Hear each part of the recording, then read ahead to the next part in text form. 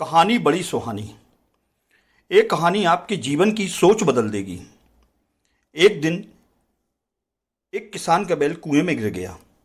वह बैल घंटों जोर जोर से रोता रहा और किसान सुनता रहा और विचार करता रहा कि उसे क्या करना चाहिए और क्या नहीं।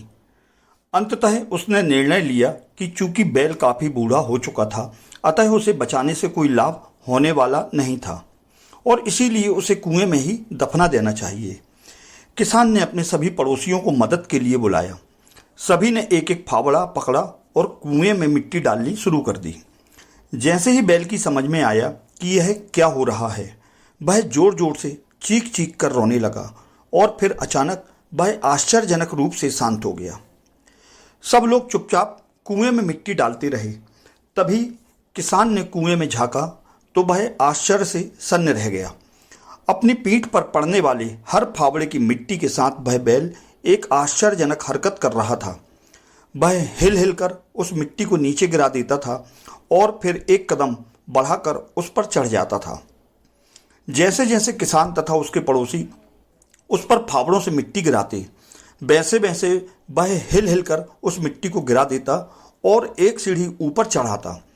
जल्दी ही सबको आश्चर्यचकित करते हुए वह बैल कुएं के किनारे पर पहुंच गया और फिर कूदकर कुएं के बाहर भाग गया।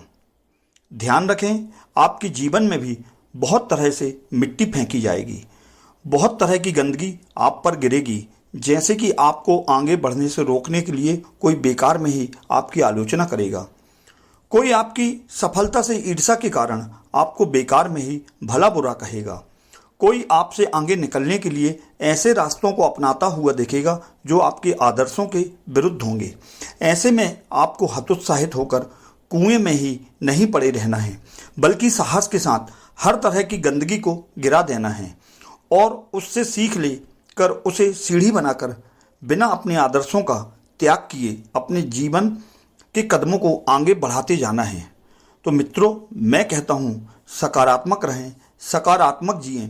इस संसार में सबसे बड़ी संपत्ति बुद्धि, सबसे अच्छा हथियार धैर्य और सबसे अच्छी सुरक्षा विश्वास, सबसे बढ़िया दवा हंसी है। और आश्चर्य की बात है कि ये सब निःशुल्क उपलब्ध हैं। मेरा कहना है, सोच बदलो, जिंदगी बदल जाएगी।